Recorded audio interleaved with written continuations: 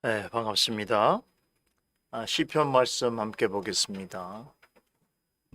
오늘 시편 말씀은 시편 119편 169절로 176절까지 말씀입니다.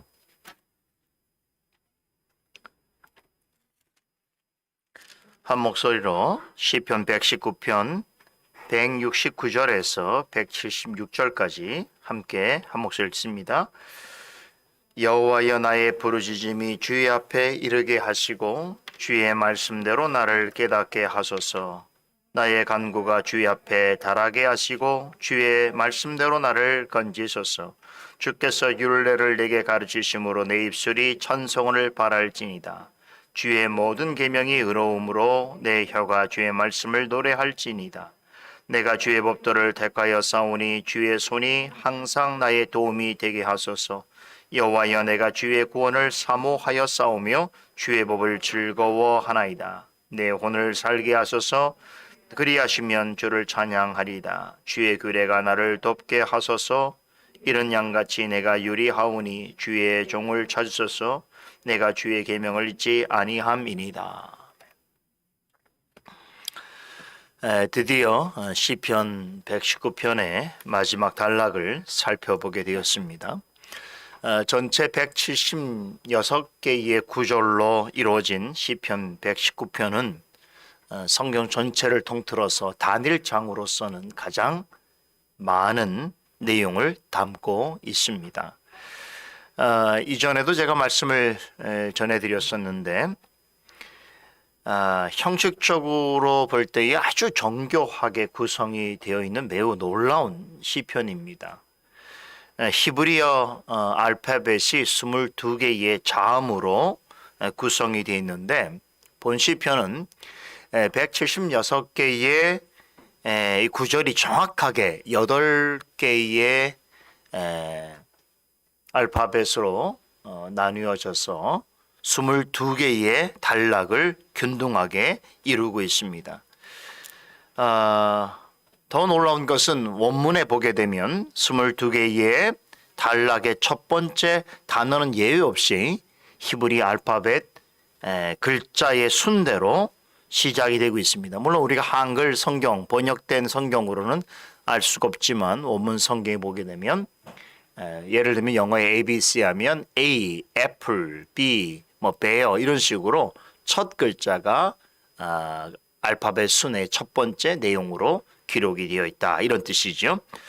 이렇게 장대한 내용을 담고 있는 시가 이처럼 정교한 형식을 일관되게 유지하고 있다는 것은 고대 시어 중에서는 찾아볼 수 없는 아주 유일한 특징이기도 합니다. 왜 시편이 하나님의 말씀인가라고 하는 것을 형식상으로도 우리가 생각해 볼 수 있는 것이죠. 그럼에도 시편 119편이 전하고 있는 정말 놀랍고 탁월한 점은 뭐니 하더라도 내용이 있습니다. 거의 모든 구절에서 하나님의 말씀을 가리키는 단어들이 언급되지요. 시편 119편은 처음부터 끝까지 말씀이라고 하는 한 주제를 일관되게 설명하고 있는 말씀에 관한 장편 설교다, 이렇게 평할 수 있겠습니다. 우리는 지난 21번의 주일 동안 매주일 아침마다 본 시편에 소개된 거의 모든 구절들을 빠짐없이 살펴보면서 은혜와 깨달음을 나누었습니다. 그리고 오늘 남은 마지막 한 단락을 살펴봄으로써 22번에 걸쳐서 진행해온 시편 119편 해설을 마무리하려고 합니다. 의미 있는 시간이 되겠지요. 말씀드렸듯이 본 시편은 믿는 자들에게 말씀이 얼마나 중요한가를 너무나 구체적이고 또 반복적으로 전해주고 있습니다. 시는 마지막 단락에서도 이 길고 긴 본시를 정리하면서 주님의 말씀이 성도의 삶과 신앙에 얼마나 중요한 위치를 차지하고 있는가, 또 성도의 삶에 실제로 얼마나 큰 영향을 끼치고 있는가를 제3, 제4 강조하고 있습니다. 시편 119편의 결론이라고 할 수 있는 본단락은 주의 말씀을 바르게 깨닫기를 소원하는 시인의 간절한 간구로부터 시작하고 있습니다. 우리 169절, 170절을 다시 한번 읽어보지요. 여호와여 나의 부르짖음이 주의 앞에 이르게 하시고 주의 말씀대로 나를 깨닫게 하소서. 나의 간구가 주의 앞에 달하게 하시고 주의 말씀대로 나를 건지소서. 자, 시인은 말씀대로 나를 깨닫게 해주시고 나의 간구가 말씀대로 응답되어서 나를 살려 주시기를 기도하고 있습니다. 이 같은 시인의 고백에서 우리는 한 가지 중요한 교훈을 얻게 됩니다. 말씀과 기도는 언제나 함께 한다는 것입니다. 우리 개혁교회에서는 은혜의 방편을 강조하지요. 은혜의 방편이라고 하면 예수 그리스도께서 십자가 이루신 구속의 은혜를 성령께서 실제로 우리 성도에게 적용하시는 수단을 가리킵니다. 그리스도의 은혜를 우리에게 나눠주실 때 성령께서 사용하시는 몇 가지 중요한 방편이 있는데 그 중에서도 가장 대표적인 것이 말씀과 기도입니다. 말씀과 기도는 뗄래야 뗄 수 없는 은혜의 방편입니다. 만일에 말씀을 듣기는 하는데 기도하지 않는다면 어떻게 될 것인가? 반대로 기도는 하는데 말씀에 귀를 기울이지 아니한다면 어떻게 될 것인가? 단도직입적으로 말씀드리면 온전한 신앙을 이룰 수 없다가 답입니다.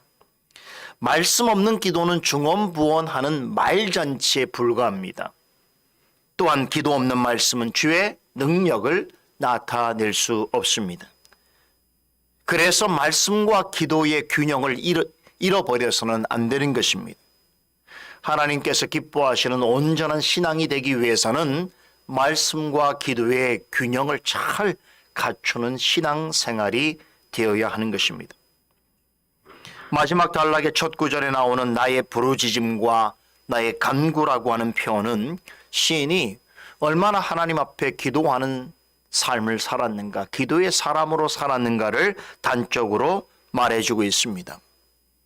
일전에도 제가 강조해서 말씀을 드렸습니다만 기도는 하나님과 깊이 교통하고 하나님께로 담대히 나아갈 수 있는 성도의 특권 중에서도 특권인 것입니다. 기도는 어느 때 어느 상황에서도 주님의 은혜의 보좌 앞으로 나아갈 수 있게 하는 거룩한 방편입니다. 이를 시인은 부르짖는 간구가 주 앞에 이르게 하신다라는 말로 표현합니다. 특별히 하나님을 전적으로 의지하여서 도움을 구하는 부르짖는 기도는 비유하자면 하나님께 가장 빠르게 보내는 택배와 같습니다. 여러분 선물을 누구에게 보낼 때 요즘 택배를 사용하지 않습니까? 그런데 가장 정확하고 빠르게 상대에게 전달하는 것이라면 얼마나 기쁘겠습니까? 정말 우리가 하나님 앞에 어떤 특별한 목적을 가지고 도우심을 구하는 부르짖는 기도는 하나님께 가장 정확하고 빠르게 도착해 가는 그런 택배와 같습니다. 예수님께서 십자가에서 구속의 모든 역사를 다 이루시고 운명하실 때에 어떤 일이 벌어졌습니까? 지성소와 성소를 가로막고 있던 휘장이 위에서부터 아래로 찢어졌습니다. 그렇듯이 예수님의 십자가 은혜와 공로를 의지한다면 이제는 어떤 죄인이라도 하나님 앞으로 담대히 나아갈 수 있게 되었습니다. 하나님께서는 이렇게 예수 그리스도의 이름과 그 능력을 힘입어서 나오는 자를 누구라도 기쁘게 여기시고 환영해 주십니다. 자, 그런데 이것이 우리가 기도를 해야 할 이유이죠. 이제는 우리를 대신해서 대제사장이 기도할 것이 아닙니다. 제가 여러분들의 상황을 위해서 하나님께 기도를 하지만 제가 여러분 대신 기도하는 것은 아니겠지요. 우리 모두가 스스로 하나님 앞에 담대히 나아가서 기도하고 그분과 깊은 영적 교통을 나눌 수가 있습니다. 그런데 여기서 우리가 기도에 관하여 한 가지 중요하게 이해해야 될 것이 있습니다. 우리는 무슨 기도든지 할 수 있지만 모든 기도가 하나님께 상달되는 것은 아니라는 것입니다. 하나님 앞에 이르게 하는 기도는 오직 말씀을 따르는 기도여야 합니다.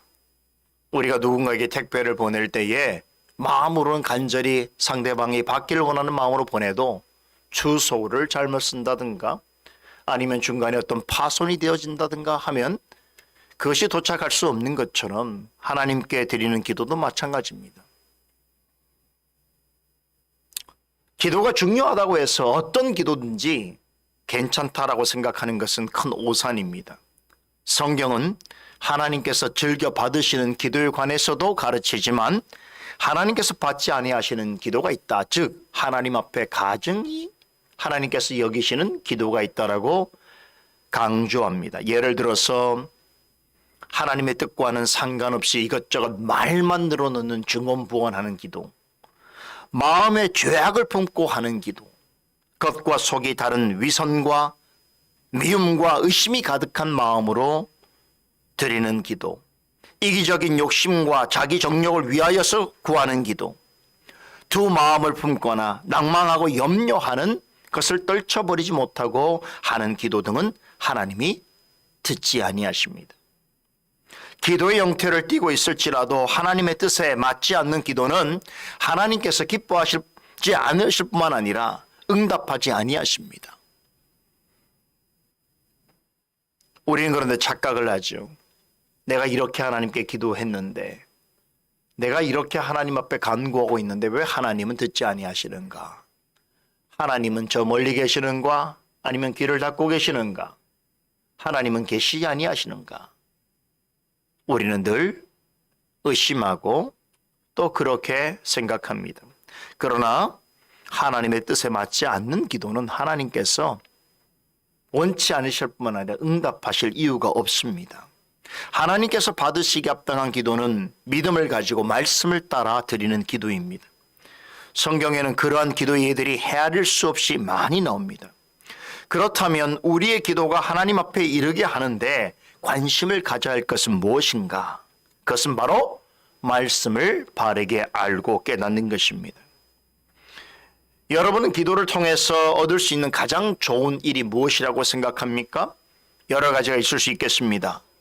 그런데 오늘 결론에서 시인은 두 가지를 요약해서 말해줍니다. 하나는 기도를 통하여 주의 말씀으로 나를 깨닫게 되는 것이고, 다른 하나는 주의 말씀대로 나를 살리는 것입니다. 주의 말씀대로 기도할 때에 우리는 하나님 앞에서 내 자신을 발견하게 됩니다. 하나님 앞에 엎드릴 수밖에 없는 나의 연약함과 미련함과 부패함을 직시하게 되는 것입니다. 그럴 때 우리 자신에 대해서는 우리는 절망하고 탄식하게 되지만 그로써 주님의 은혜와 긍휼을 구하게 되는 것입니다. 그리할 때 하나님께서 우리의 마음을 위로해 주시고 북돋아 주시고 나아갈 길을 알게 하여 주십니다. 말씀을 따라 기도할 때에 말씀을 통해서 우리의 영혼을 소생시켜 주시는 놀라운 은혜를 맛볼 수 있는 것입니다. 그래서 말씀과 기도는 분리되어서는 안 됩니다. 말씀과 기도가 분리되어 있다면 온전한 은혜의 방편이 될 수가 없습니다. 말씀과 기도가 조화를 이루지 않는다면 거룩한 삶을 살아갈 수가 없습니다. 오늘 시편 119편의 결론을 우리가 살펴보면서 먼저 작은 결론으로서 우리가 다짐해야 할 것이 있습니다. 말씀과 기도의 영적인 균형이 잘 잡혀있는 성도가 되십시다. 말씀과 기도라는 은혜 방편을 바르게 잘 활용해서 성령께서 베푸시고 적용해 주시는 은혜를 풍성히 누리는 성도들이 되십시다. 이어지는 171절 또 172절에서 시인은 하나님께 또 다른 서원을 드립니다. 우리 다시 한번 읽어볼까요? 주께서 율례를 내게 가르치심으로 내 입술이 찬송을 바랄지이다. 주의 모든 계명이 의로움으로 내 혀가 주의 말씀을 노래할지니다. 시인은 이후로도 내 입술로 주를 찬양할 것이며 내 혀로 주의 말씀을 노래할 것이라고 하는 소원을 하나님께 아뢰고 있습니다. 이것은 시인의 소원이기도 하지만 지금까지의 깨달음에 대한 이유 있는 결단이기도 합니다. 시인은 기도로서 하나님께 더 나아가 가까이 나아갈 뿐만 아니라 끊임없이 하나님을 찬송하는 삶을 살겠다라고 고백합니다. 단지 입술로의 찬송이 아닙니다. 살아가는 동안 자신의 삶의 모든 영역에서 하나님께서 행하시는 일들을 기억하여 찬송하며 하나님께 영광을 돌리는 삶을 살아가겠노라고 하는 것입니다. 본문에서 시인은 이렇게 다짐하는 두 가지 이유를 제시하는데 모두 주의 말씀과 연관되어 있습니다. 첫째는 주께서 말씀을 내게 가르쳐 주시기 때문이다 라고 말합니다. 하나님께서 말씀을 통해서 우리에게 무언가를 가르쳐 주신다는 것은 참으로 고맙고 감사한 일입니다. 저도 시간을 되돌려 보니까, 기억을 돌아보니까 가장 행복했던 때가 언젠가, 사실 학생 때였던 것 같아요. 무엇인가를 배우고 알아가는 일만이 나의 가장, 다른 일은 필요 없잖아요. 그 일을 하는 그 순간이 가장 좋았던 일인 것 같아요. 여러분 어떻습니까? 하나님께서 말씀으로 우리에게 무언가를 가르쳐 주시고 있다. 그런 자리에서 무엇을 배우고 있다는 것은 참으로 큰 복이고 은혜인 것입니다.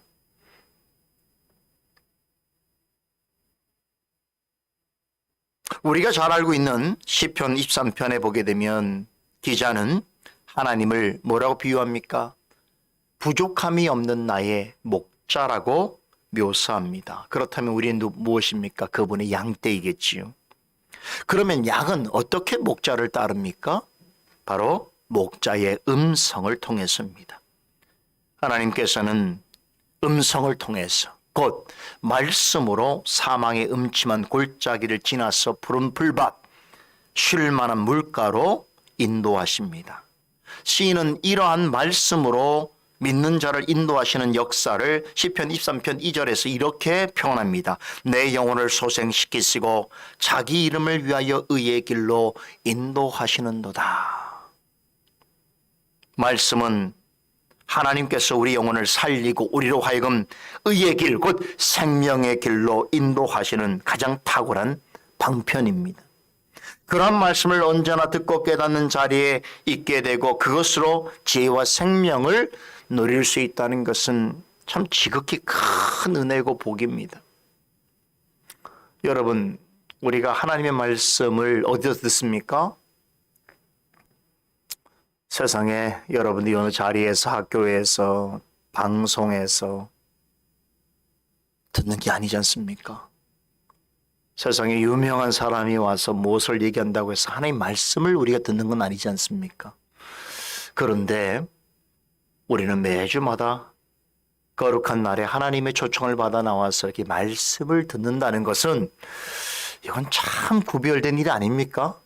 누구나 할 수 있는 일은 결코 아닌 것이죠. 참 복 있는 것입니다. 이걸 알아야 되는데 만약에 여러분들에게 오늘 어느 자리에서 이만큼의 가치, 값어치가 있는 복을 드리겠습니다. 100만 원의 값어치가 있는 복을 드리겠습니다. 그러면 줄 서겠지요. 하루 종일 엄청나게 줄을 서겠지요. 근데 그런 것과 비교할 수 없는 복을 우리는 누리고 있는데 소망이 없다. 이런 것은 병들어 있다는 뜻이겠죠. 지각이 없다는 것이겠죠. 감사하지 않는 삶이라는 것이겠죠. 오늘 시인은 주께서 율례를 가르치심으로 내 입술이 찬송을 바랄지니다 라고 고백합니다. 여러분, 우리도 이런 동일한 마음으로 하나님께 나와야 할 것이고 말씀을 듣고 배울 때에 결국 하나님을 찬송해야 하는 것입니다. 여러분, 성경의 정신은 이런 거예요. 많이 용서받는 사람은 더 많이 감사해야 되는 거예요. 이게 성경의 정신이에요. 다르게 말하면 말씀에 큰 은혜를 받는 사람은 더 크게 하나님께 영광 돌려야 하는 거예요. 믿으십니까? 이 법칙은 정말 영원불면합니다. 그래서 어떤 사람이 하나님 앞에 크게 영광을 돌리느냐? 말씀의 은혜를 누리는 사람이에요. 말씀의 은혜를 누리지 않는 사람은 절대로 하나님 앞에 크게 영광 돌리지 않습니다. 헌신하지 않습니다. 감사하지 않습니다. 그래서 교회에서 성도들에게 헌신해라, 충성해라, 복종해라 이렇게 얘기할 거 없어요. 그냥 말씀의 은혜를 누리면 자연스럽게 그 일이 되어지는 것입니다. 어떤 상황에서도 하나님께서는 말씀을 통해 가르치시는 일을 중단하지 아니하신다는 것을 아는 성도라고 한다면 하나님께 영광의 찬송을 돌려드릴 수 있어야 하는 것입니다. 지금처럼 우리가 큰 시대적이고 사회적인 위기 속에서도 하나님께서 우리에게 말씀으로 가르치시는 일을 중단하지 않으시잖아요. 그걸 감사하게 생각하세요? 어떤 성도들은 이런 기회에 오히려 교회를 나가지 않고 말씀을 듣지 않고 유랑방황하는 이유를 찾지요. 그러나 여러분과 저와 같은 사람들은 이렇게 어려운 시대 속에서도 말씀을 듣고 찾고 또 말씀 속에서 은혜와 깨달음을 얻는다고 한다는 것은 참으로 하나님께서 우리를 얼마나 사랑하시는가. 우리의 목자 되신 하나님께서 우리를 얼마나 좋은 꼴로 먹이시고 우리를 영적인 푸른풀 밭가실 만한 묵가로 인도하시는가를 우리는 경험적으로 지금 느끼고 있는 것입니다. 그렇지 않습니까? 시인이 하나님께 찬송드리는 삶을 살겠다고 다짐하는 둘째 이유는 주의 모든 계명은 의롭기 때문입니다. 말씀을 통해서 하나님께서는 당신의 성품을 드러내실 뿐만 아니라 하나님 편에서 옳고 그른 것이 무엇인지를 가르쳐 주십니다. 그러기에 말씀의 교훈을 듣는 자리에 있으면서 여러분 계속해서 아니다, 모른다, 핑계해서는 안 됩니다. 하나님의 말씀에 합당한 일임에도 자기 생각대로 그것은 아니야, 그거 나는 몰라 라고 하는 것은 실제로는 불신앙인 것이. 어떤 분은 늘 자신의 게으름과 무죄를 핑계 삼고 자신의 연약함과 무능함을 이유로 삼아서 하나님이 기뻐하시는 일이 무엇인지 알면서도 그 일을 행하지 않습니다. 언제까지요? 이 또한 불신앙입니다. 하나님께서는 말씀을 통해서 모든 일에 있어서 의롭고 지혜로운 판단이 무엇인가를 우리로 하여금 알게 하시고 오늘 시인이 경험한 것처럼 어떤 힘든 형편에 있을지라도 말씀을 부여잡고 살아가고자 하는 그런 당신의 백성에게 긍휼과 위로를 베푸시고 반드시 도우시고 인도하십니다. 믿으십니까? 이거 믿지 못하면 신앙생활이 힘들고 어려워지죠. 아주 기계적이고 율법적이지요. 그렇죠. 그런데 이것을 믿음으로 믿는 사람은 여러분 세상 삶도 다릅니다. 그것을 경험하는 게 신앙의 체험인 것이죠. 173절에서 내가 주의 법도를 택하여 싸우니 주의 손이 항상 나의 도움이 되게 하소서라고 하는 강구도 결국은 말씀을 통해 붙들어 주시고 인도해 주실 것이라고 하는 그것을 확신하는 성도의 고백인 것입니다. 하나님께서는 반드시 때를 따라서 돕는 은혜의 손길을 베푸십니다. 중요한 것은 그 베푸시는 은혜를 내가 풍성히 누리고 또 그것을 맛보는 것인데 우리는 언제 그리할 수 있는가? 오늘 말씀해 보니까 말씀을 주의 법도를 택하였다고 그러죠. 주의 말씀을 택할 때입니다. 다르게 말하면 말씀을 부여잡고 말씀에 따르고자 할 때입니다. 여기에 더하여서 한 가지 기억할 것이 있습니다. 우리가 말씀을 부여잡고 말씀을 따르면서 은혜를 누리려고 할 때에 여러분 좋은 일만 생깁니까? 이 일을 시기하는 자들이 있어요. 사탄도 시기하고 우리 주변에 있는 하나님을 대적하는 성품을 가진 사람들이 그것을 좋아하지 않습니다. 그래서 유독히 우리가 어느 때 은혜를 받을 때에 혹은 은혜를 받고서 기뻐할 때에 나를 시험해요. 나를 참 힘들게 해요. 그냥 은혜가 없을 때는 모를 때는 그냥 그랬던 일들이 내가 은혜를 좀 받는다 싶으면은 꼭 내 마음속에 갈등과 번민과 괴로움을 일으킵니다. 참 희한하죠. 그렇기 때문에 은혜 없이 살아가는 게 좋을까요?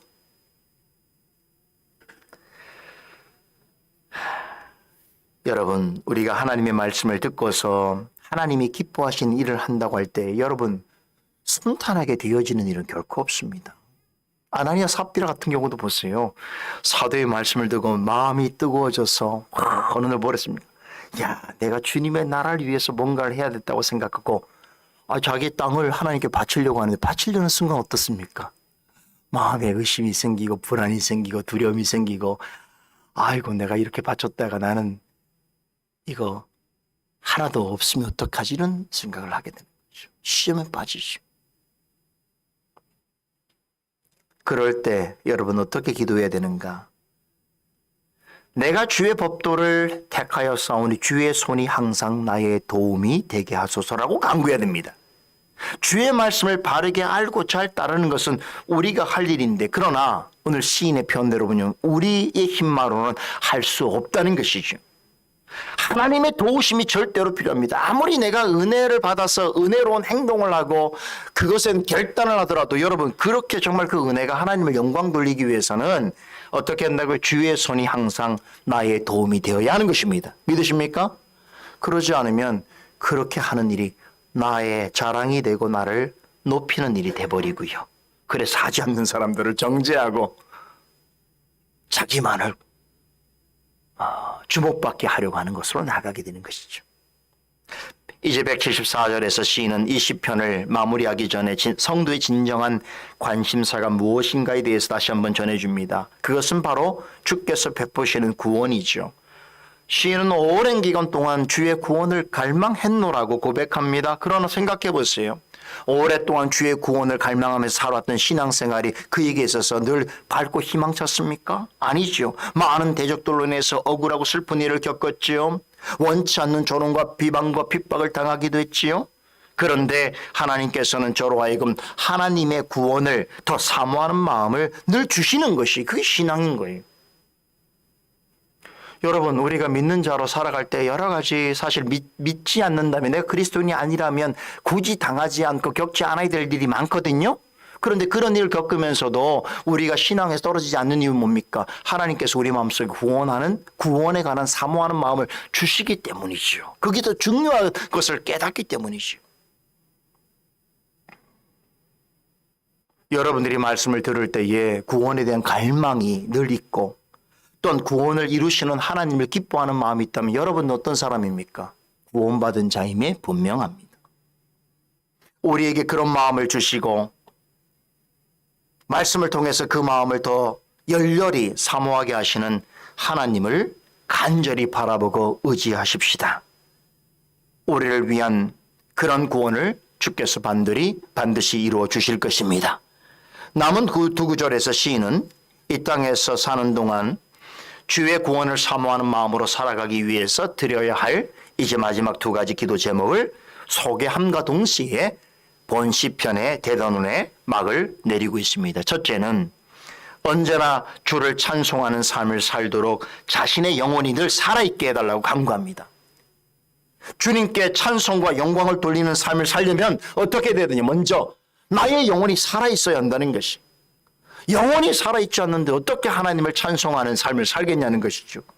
영혼이 어둠에 사로잡혔거나 영혼의 생명력이 약해지면 하나님을 찾지도 관심을 갖지도 않습니다. 아무리 말씀을 들어도 말씀의 깨달음이 없는 것이.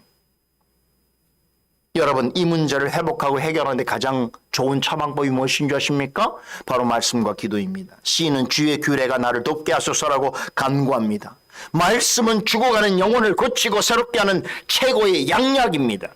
말씀을 잘 듣고 깨달으면 영혼이 힘있게 살아납니다. 아무리 큰 슬픔과 괴로움 가운데 처해 있어도 여러분 말씀을 잘 듣고 깨닫는 사람은 세상 사람들이 알지 못하는 평안과 안식과 확신에 이르게 되는 것입니다. 그런 영혼으로 하나님을 찬양하고 경배 드리는 것을 하나님께서 기뻐하십니다. 둘째로 시인은 자신은 길로 당하는 양에 비유하면서 하나님께서 자신을 돌봐주시기를 간구합니다.